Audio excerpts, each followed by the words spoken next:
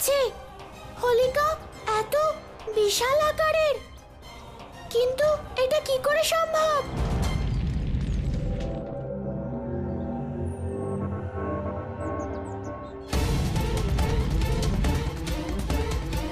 নন্দরাজ, ওই দেখুন।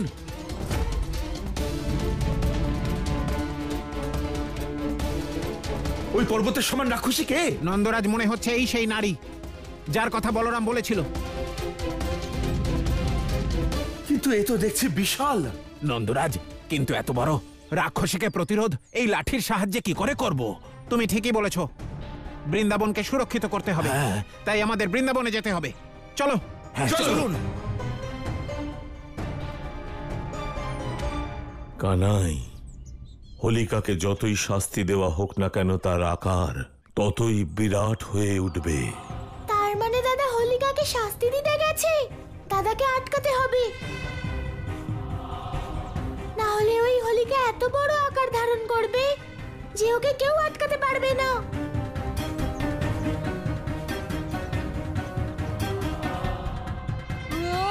দাদা দাঁড়াও, একবার ভালো করে হোলিকাকে দেখো। তুমি যতই ওকে মারবে ততই ওর আকার বাড়তে থাকবে, তাতে ওই হোলিকারই লাভ হবে।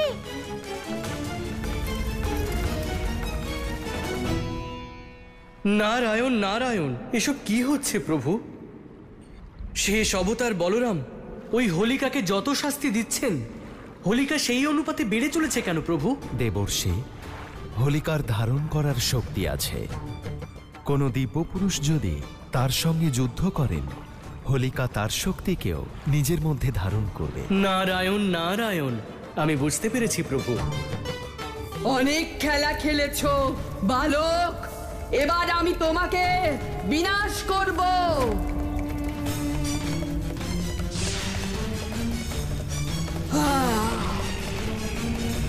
দাদা সরে যাও। কানাই, আমার হাত ছেড়ে দে, বিনাশ করতে দে ওই হোলিকাকে। দাদা এখন তুমি হোলিকাকে একটাও আঘাত করবে না, চলো আমার সঙ্গে। না কানাই, যতক্ষণ না এই অসুরকে বিনাশ করতে পারছি আমি এখান থেকে কিছুতেই যাব না। দাদা ব্যাপারটা বোঝো, এই হোলিকাকে যত শাস্তি দেবে ও ততই বিশাল আকার ধারণ করবে। ওকে বধ করার কোনো অন্য পথ খুঁজতে হবে। আমরা ওকে শাস্তি তখনই দিতে পারবো যখন ওকে বধ করার সঠিক সময় আসবে। এখন আমি আগের থেকেও আরো বেশি শক্তিশালী হয়ে গেছি। নিজের শক্তির অহংকারে এই বালক আমাকে আরো শক্তিশালী করে তুলেছে। এখন সময় এসে গেছে সম্পূর্ণ বৃন্দাবনকে পুড়িয়ে ভস্ম করে দেবার। গুরুদেব, আমরা আজ পর্যন্ত আমাদের জীবনে এরকম বিশাল এবং এরকম ভয়ানক রাক্ষসী দেখিনি। আমরা এখন কি করব? গুরুদেব, এমন মনে হচ্ছে যেন এই রাক্ষসী এক চলমান আগ্নেয়গিরি। এবার আপনি কিছু করুন গুরুদেব, না হলে আমরা কেউ জীবিত থাকবো না। নন্দরাজ, নন্দরাজ, ওই রাক্ষসী তো এইদিকেই আসছে। যত তাড়াতাড়ি সম্ভব আমাদের বৃন্দাবনবাসীদের বৃন্দাবন ছেড়ে চলে যেতে হবে। চলো। না, এই সমস্যার সমাধান পালিয়ে গিয়ে নয়, বরং ভক্তির দ্বারা সম্ভব হবে। কি করে গুরুদেব?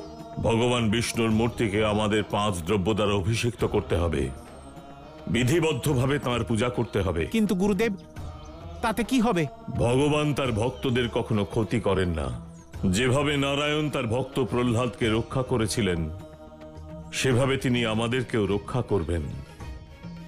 তোমরা প্রস্তুতি নাও আর সব প্রভুর ওপর ছেড়ে দাও। হ্যাঁ গুরুদেব।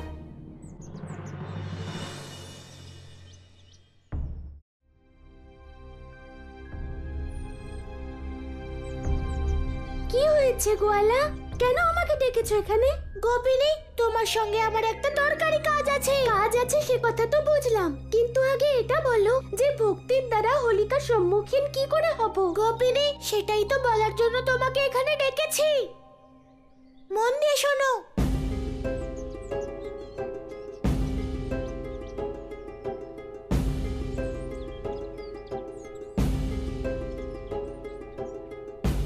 এবার বুঝতে পেরেছো গোপিনী যে এই কাজের জন্য আমি তোমাকে এখানে ডেকেছিলাম, আর এই ভক্তির পথে এই সমস্যার সমাধান।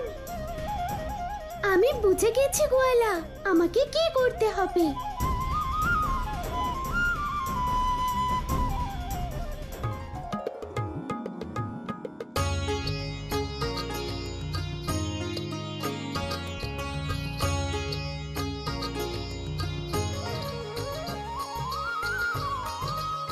নন্দরানী, মধু এই পাত্রে ঢেলে দাও।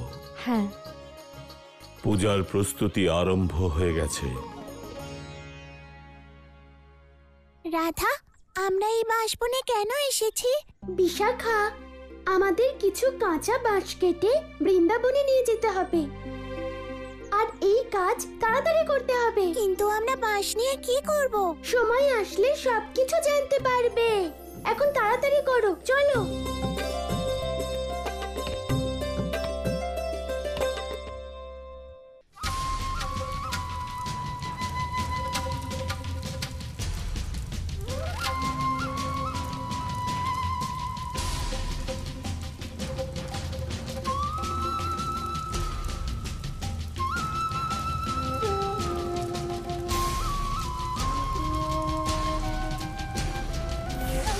নারায়ণ নারায়ণ। দেবী হোলিকা, নারদ মুনির প্রণাম গ্রহণ করুন। দেবতাদের ঋষি, আবার কি ক্ষতি করতে এসেছো আমাদের অসুরদের? নারায়ণ নারায়ণ, আপনি এত ক্রোধিত হবেন না দেবী। আমি তো সুর অসুর সবারই শুভ চিন্তক। আপনার কাজে সাহায্য করতে এসেছি দেবী, সঠিক পথ দেখাতে এসেছি। আমি আমার পথ জানি নারদ, তুমি তোমার পথ দেখো। ঠিক আছে দেবী, যেমন আপনার ইচ্ছে, কিন্তু একটু ভালো করে দেখুন আপনি যে পথে যাচ্ছেন সেই পথ কি বৃন্দাবনে যায়, নাকি আপনি আবার দিকভ্রষ্ট হচ্ছেন? অর্থাৎ অর্থাৎ বৃন্দাবন এই দিকে নয়, ওই দিকে রয়েছে। বাকি আপনার ইচ্ছে। নারায়ণ নারায়ণ।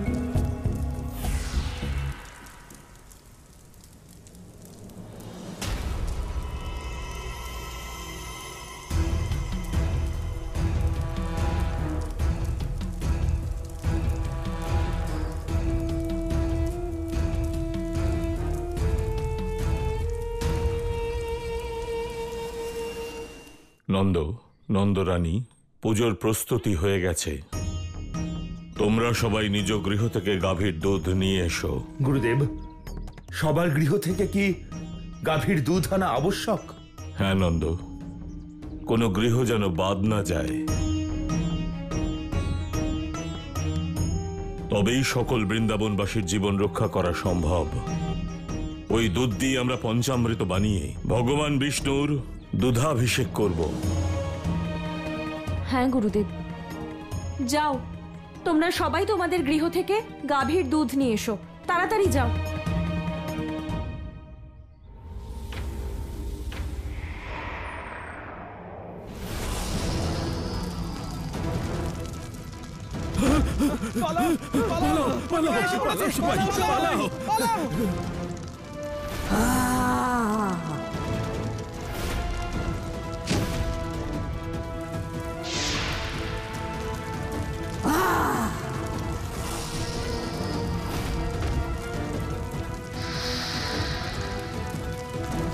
কোথায় ওই কৃষ্ণের গৃহ? সবার সঙ্গে আজও পূর্বে।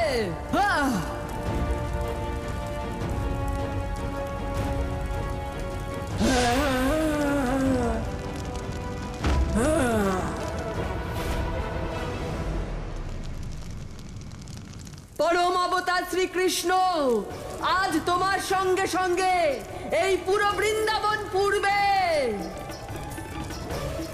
এই বৃন্দাবনকে আমি শ্মশান করে দেব, জ্বলন্ত শ্মশান।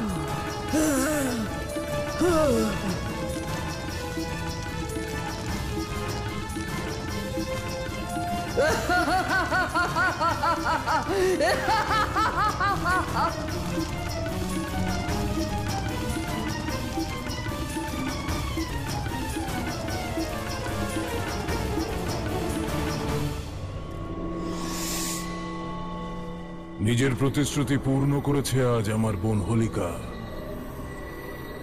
বৃন্দাবন দাউ দাউ করে জ্বলছে আজ হোলিকার প্রতিশোধের আগুনে। ভ্রাতা, যদি এই আগুনের থেকেও ওই কানাই বেঁচে যায় তাহলে? কানাইয়ের প্রাণ হলো তার ভক্তরা। ওর জন্য ভক্তরা ততটাই জরুরি যতটা মাছের জন্য জল। আর জলের অভাবে ছটফট করা মাছকে শিকার করার থেকে সহজ আর কি হতে পারে?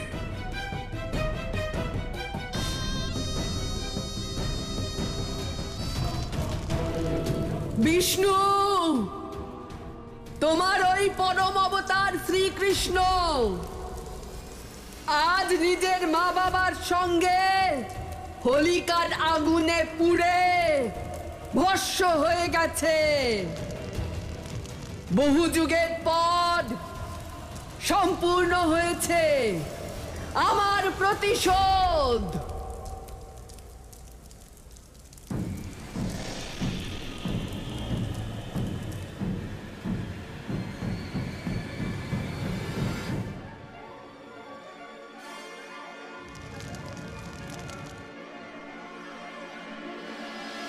কি হয়েছে?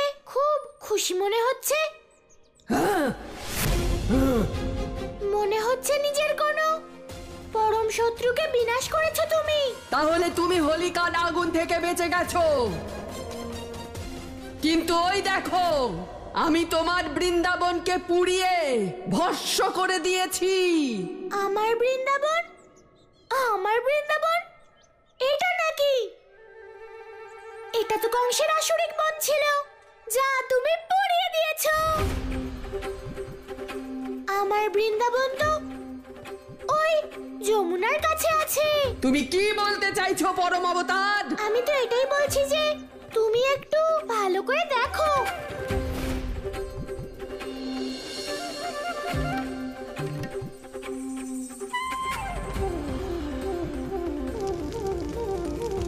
এটা কি করে সম্ভব? এ কেমন মায়া রচনা করেছো পরম অবতার? তুমি মায়া রচনা করলে সেটা ঠিক, আর তুমি খুশিও। কিন্তু আমি মায়া রচনা করলে তাতে তোমার এত ক্রোধ।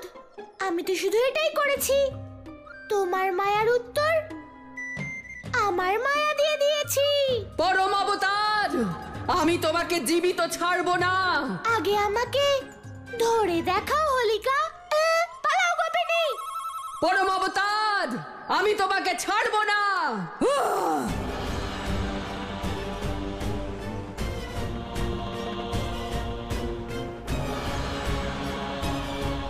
কোথায় লুকোলে পরম অবতার? আজ আমি তোমাকে ছাড়বো না। সামনে এসো। আজ আমি ছাড়বো না পরম অবতার।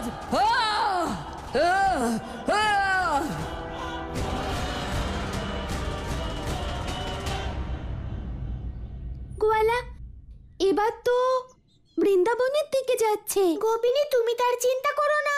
তোমার গোয়ালা তার ব্যবস্থা আগে থেকেই করে রেখেছে। ওই হোলিকা নিজের সম্পূর্ণ শক্তি কংসের এই আসুরিক বন পোড়াতে শেষ করে দিয়েছে। নারায়ণ নারায়ণ। প্রভু, কানাইয়ের এই লীলা আমি ঠিক বুঝলাম না। দয়া করে আমাকে বিস্তারে বোঝান প্রভু। দেবর্ষি, কানাই হোলিকার ক্রোধাগ্নিকে শান্ত করার জন্যই এই মায়া রচনা করেছিল। সে এক নতুন বৃন্দাবন নির্মাণ করেছিল, যেখানে সমস্ত মানুষ আর সবকিছুই প্রকৃত বৃন্দাবনের মতোই ছিল। আর এই মায়াকে সত্য মনে করে হোলিকা তার সমস্ত ক্রোধ, সমস্ত শক্তি, তার সমস্ত অগ্নি সেই বৃন্দাবনকে জ্বালাতে শেষ করে দিয়েছিল। এরপর তার কাছে আর একটু অগ্নি অবশিষ্ট ছিল না দেবর্ষি। নারায়ণ নারায়ণ। আমি বুঝে গেছি প্রভু, আমি বুঝে গেছি। কিন্তু গোপিনী, সব বাঁশের পিচকারি প্রস্তুত তো? হ্যাঁ গোয়ালা, আমরা সব সখীরা মিলে ওই বাঁশের পিচকারি বানিয়েছি। চলো গোপিনী, তাহলে দেরি কিসের? চলো। একবার তুমি মায়া রচনা করেছো, তাতে কি হয়েছে পরম অবতার? এখন আমি তোমার প্রকৃত বৃন্দাবনকে পুড়িয়ে ভস্ম করে দেব।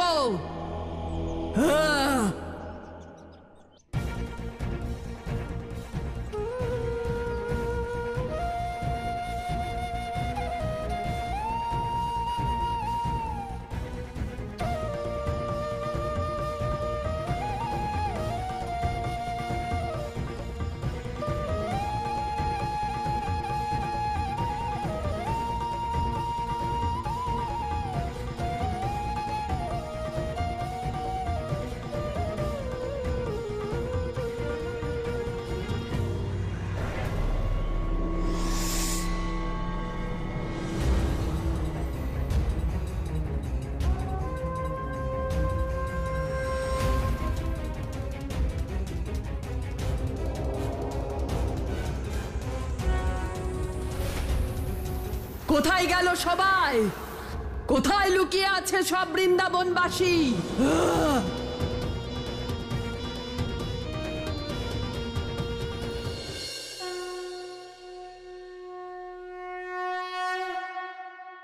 এই আরতির ধ্বনি তো ওই দিক থেকেই আসছে, ওই দিকেই আছে সব বৃন্দাবনবাসী। এখন ভগবান বিষ্ণুর দুগ্ধাভিষেকের সময় হয়েছে, আর ওনার পঞ্চামৃতের এমনই মহিমা যার দ্বারা সমস্ত পাপ, পাপী ও অধর্মের বিনাশ হয়।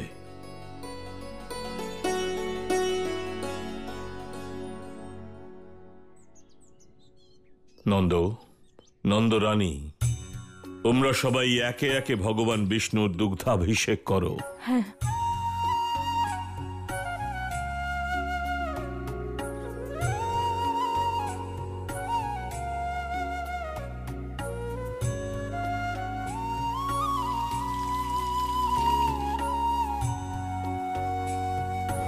কানাই, এখন তোমার দুগ্ধাভিষেক করবার সময় হয়েছে।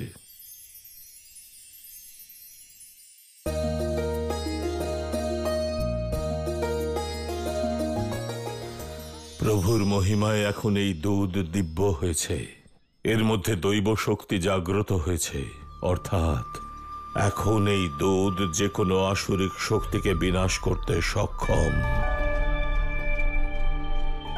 নারায়ণের দুগ্ধাভিষেক সম্পূর্ণ হলো। এখন তোমাদের তাই করতে হবে যে আমি তোমাদের বলেছিলাম।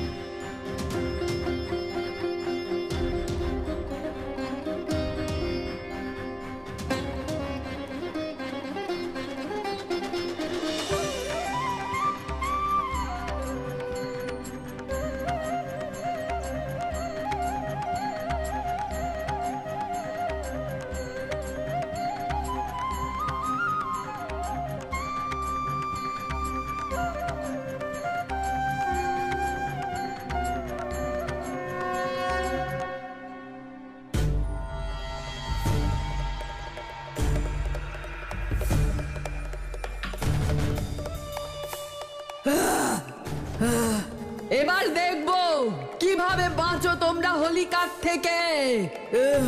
যা শুধু আমি দেখেছি তা এখন সম্পূর্ণ বৃন্দাবন দেখবে।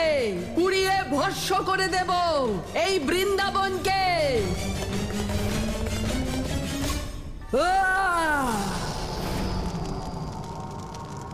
হোলিকা,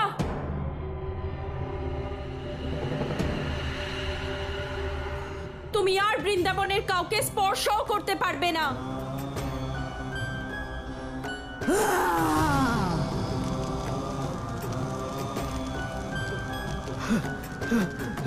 এটা কি হচ্ছে? হোলিকা!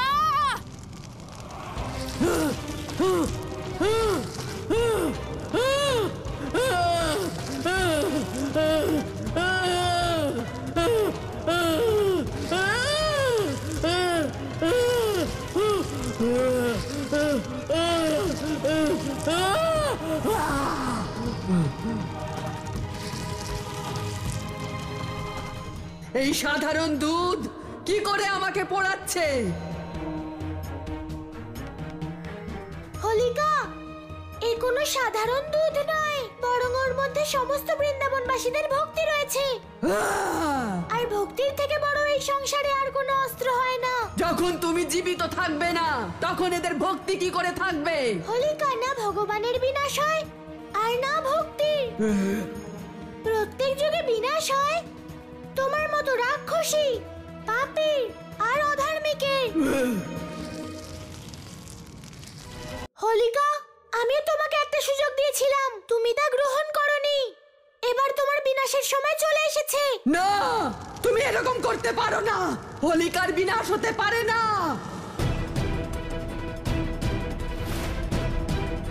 না।